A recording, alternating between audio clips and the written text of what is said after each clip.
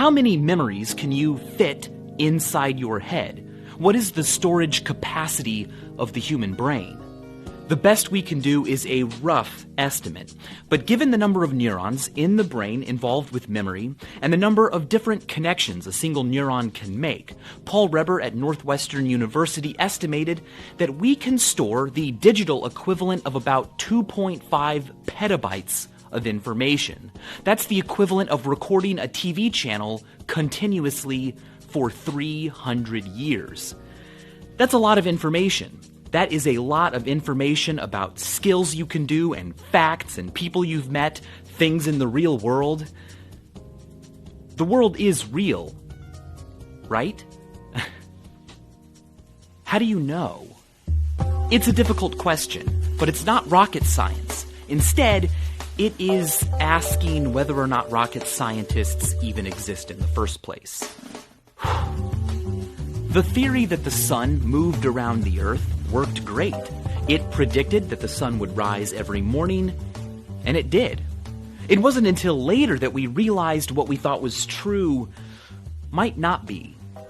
So, do we, or will we ever know true reality? Or are we stuck in a world where the best we can do is be approximately true, discovering more and more useful theories every day, but never actually reaching true, objective, actual reality? Can science or reason ever prove convincingly that your friends and YouTube videos and your fingers actually exist beyond your mind? That you don't just live in the Matrix? No. Your mind is all that you have. Even if you use instruments like a telescope or particle accelerators, the final stop for all of that information is ultimately you. You are alone in your own brain, which technically makes it impossible to prove that anything else exists. It's called the egocentric predicament. Everything you know about the world out there depends on and is created inside your brain. This mattered so much to Charles Sanders Peirce that he drew a line between reality, the way the universe truly is, and what he called the phaneron, the world as filtered through our senses and bodies, the only information we can get.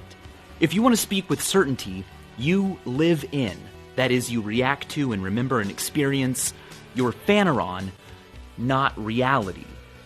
The belief that only you exist and everything else, food, the universe, your friends, are all figments of your mind, is called solipsism. There is no way to convince a solipsist that the outside world is real. And there is no way to convince someone who doubts that the universe wasn't created just 3 seconds ago, along with all of our memories. It's a frightening realization that we don't always know how to deal with.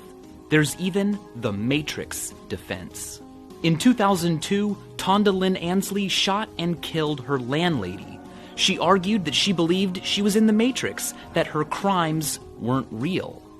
By using the Matrix defense, she was found not guilty by reason of insanity, because the opposite view is just way more healthy and common. It's called realism. Realism is the belief that the outside world exists independently of your own phaneron. Rocks and stars and Thora Birch would continue to exist even if you weren't around to experience them. But you cannot know realism is true. All you can do is believe.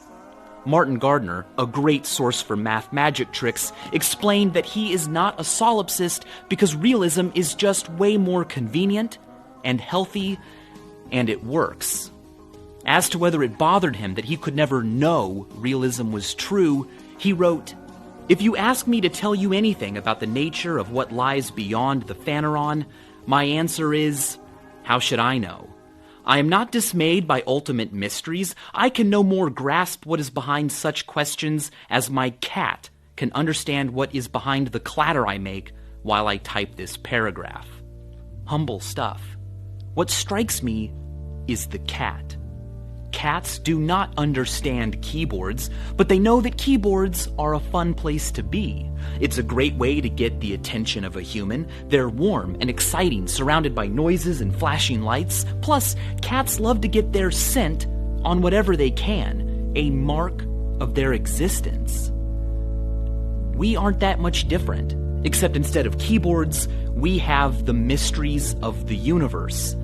We will never be able to understand all of them. We won't be able to ever answer every single question, but walking around in those questions, exploring them, is fun.